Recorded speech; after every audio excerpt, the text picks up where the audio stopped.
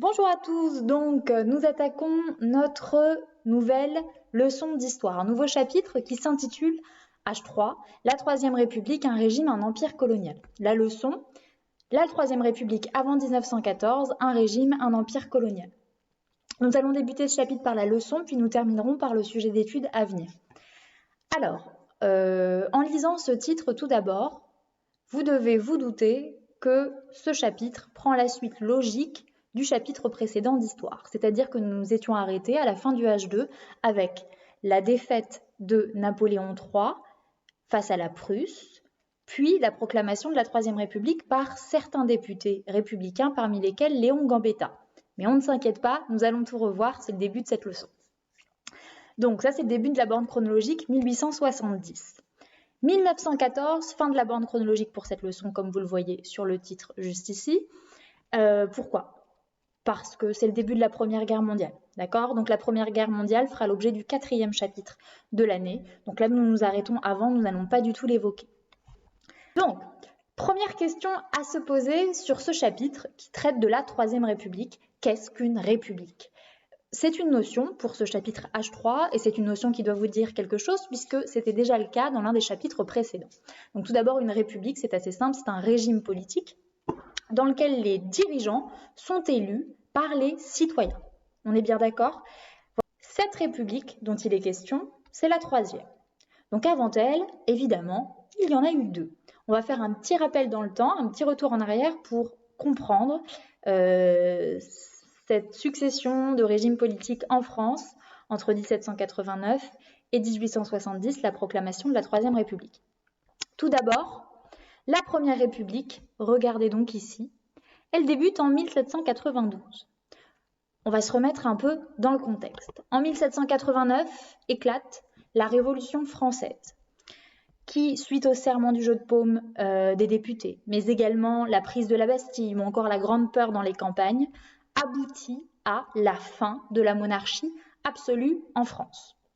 On attaque alors une période de monarchie constitutionnelle, mais très vite, le peuple se sent trahi par le roi Louis XVI et décide donc d'envahir le château des Tuileries où il réside en août 1792, ce qui aboutit alors à l'enfermement de Louis XVI puis sa décapitation, mais également à la proclamation de la Première République.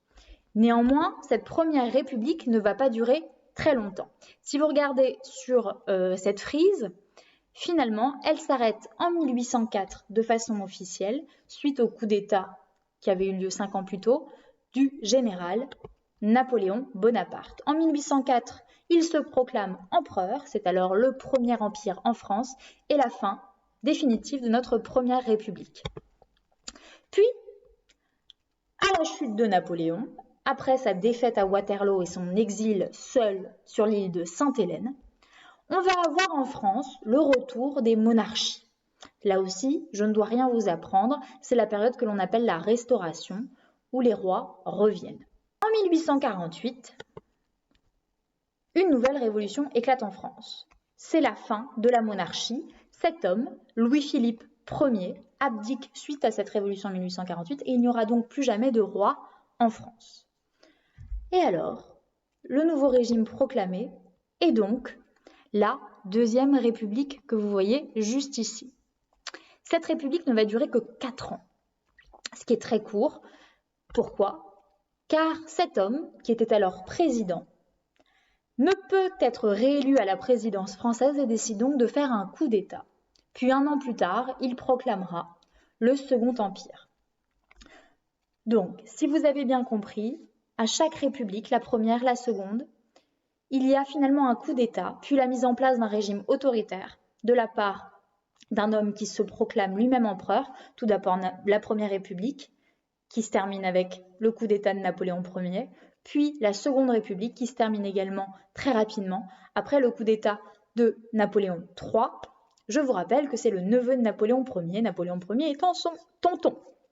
Alors, après cela, nous avons, là on reverra tout à l'heure, la fin du Second Empire. On est ici et là, c'est le début de notre leçon. C'est la fin du Second Empire et l'instauration de cette Troisième république qui, elle, si vous regardez la frise, va durer très longtemps. Contrairement à la première et à la seconde république, elle va parvenir à s'installer dans la durée jusqu'à la Seconde Guerre mondiale, 1940, comme vous le voyez ici.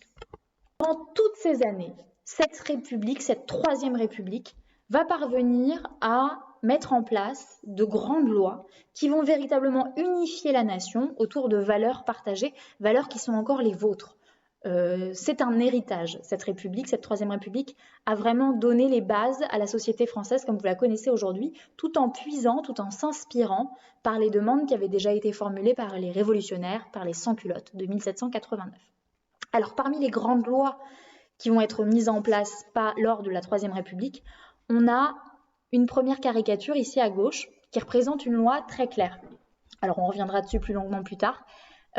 Ici, vous avez un homme qui est en train de trancher une corde qui tient ensemble un homme qui représente l'Église, le clergé, et là, une Marianne.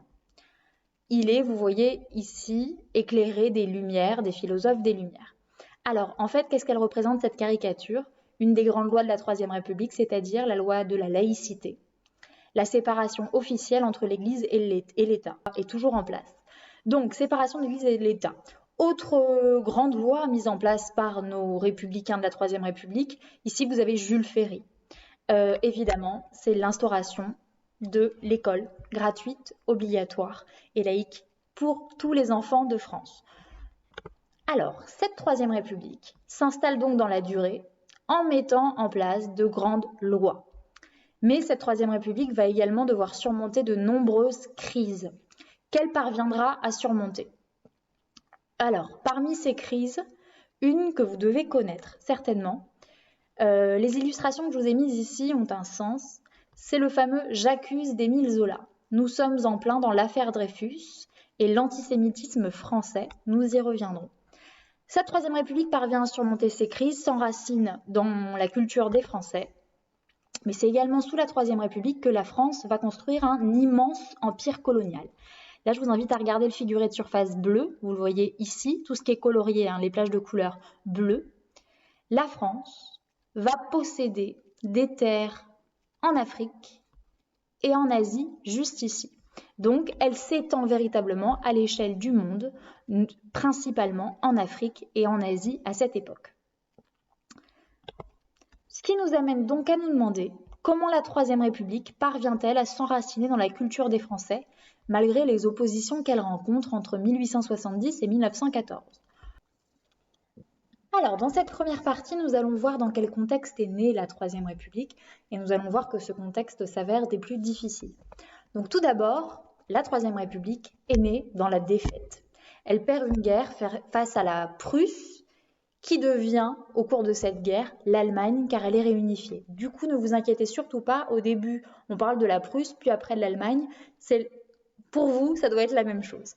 Donc, tout débute à l'été 1870. Cet homme que vous connaissez, Louis-Napoléon Bonaparte, autrement appelé Napoléon III, puisqu'il est alors empereur de la France, est gravement affaibli par la maladie. Vous pouvez le voir à ses traits.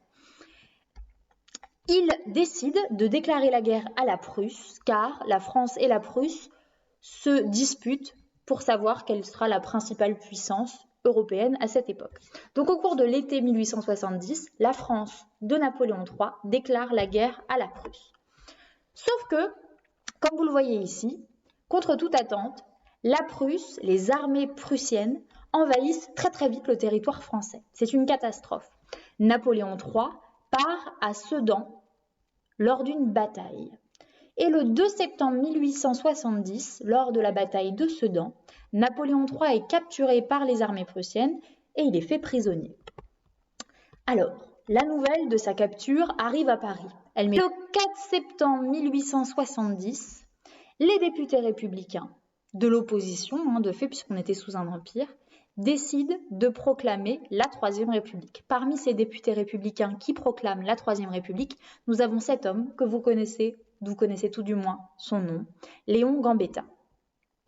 Mais la proclamation de la Troisième République ne met pas un terme à la guerre. En effet, la guerre franco-prussienne continue. Et comme vous pouvez le voir ici, les armées prussiennes pénètrent vraiment sur le territoire français. Elles arrivent autour de Paris et décident d'encercler la capitale française.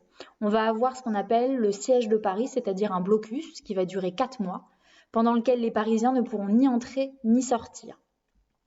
À l'intérieur de la ville, les Parisiens ont faim, ont froid, ils résistent malgré tout à l'ennemi. Mais la situation s'envenime également dans les campagnes, en province, les défaites se succèdent pour la France. C'est alors que, le 26 janvier 1871, le gouvernement français, ce tout nouveau gouvernement qui vient juste de naître, depuis quelques mois seulement, décide de signer l'armistice avec la Prusse. Donc, la naissance de la Troisième République s'inscrit dans un contexte de guerre, mais aussi de défaite. Une défaite humiliante pour les Français, car on leur impose de lourdes sanctions à cause de cette défaite. En effet, la Prusse demande notamment et annexe une partie du territoire français que vous voyez juste ici, c'est-à-dire l'Alsace et une partie de la Lorraine, qui ne sont alors plus françaises, mais qui deviennent allemandes. En parallèle de ce contexte de guerre, puis de défaite face à la Prusse, cette toute nouvelle Troisième République, qui n'a même pas un an, est également confrontée à de nombreux opposants politiques, c'est-à-dire que tous les Français ne sont pas du tout républicains, tout du moins pas encore. Alors c'est ce qu'on va voir. Selon vous, qui ne veut pas de cette République? Eh bien c'est assez simple. Tout d'abord, nous avons encore des Français qui se réclament bonapartistes, c'est-à-dire qu'ils souhaitent le retour de l'Empire, mais nous avons également des Français qui souhaitent le retour des rois et qui sont donc royalistes ou monarchistes. Et ces Français sont nombreux, à tel point que, en 1871, donc je vous rappelle la défaite face à la Prusse, c'est fin janvier 1871, le 26 janvier. En février, on organise les premières élections législatives de la Troisième République, de l'histoire de la Troisième République, pour élire des députés. Et là, contre toute attente, les résultats donnent majoritairement gagnants les monarchistes. Vous les voyez ici, regardez sur le nombre de sièges de députés, les députés, je vous rappelle, qui siègent à l'Assemblée nationale et qui votent les lois. On a une écrasante majorité de monarchistes et une petite partie de bonapartistes, et en réalité, les républicains sont très peu nombreux. Donc cette Troisième République, elle a une guerre à gérer. Elle finit par perdre la guerre alors qu'elle est toute récente, et en plus de ça, une fois que la guerre est terminée, que la France perd l'Alsace et la Lorraine, les premières élections ont lieu et les Français finalement se réclament davantage royalistes, ils veulent le retour du roi, ou encore bonapartistes, ils veulent le retour de l'empereur. Malgré tout, cette République parvient à surmonter ses oppositions. Et regardez, alors là donc, on retourne en 1871, au tout début de notre Troisième République. Regardez sur le diagramme du dessous, dès les secondes élections, dès la fin des années 70 en réalité, les républicains, ici en rose, deviennent très clairement majoritaires. Et les Français ne votent pratiquement plus pour les monarchistes ni pour les bonapartistes qui n'apparaissent même plus, regardez donc, des 10 années d'existence pour la Troisième République. Donc cette Troisième République parvient malgré tout à surmonter ses opposants politiques. Mais donc elle est née dans un contexte particulièrement compliqué, c'est-à-dire guerre, défaite, opposants politiques, mais elle parvient à s'ancrer et dès la fin des années 70, les Français semblent convaincus que la République est le régime politique qu'ils souhaitent conserver.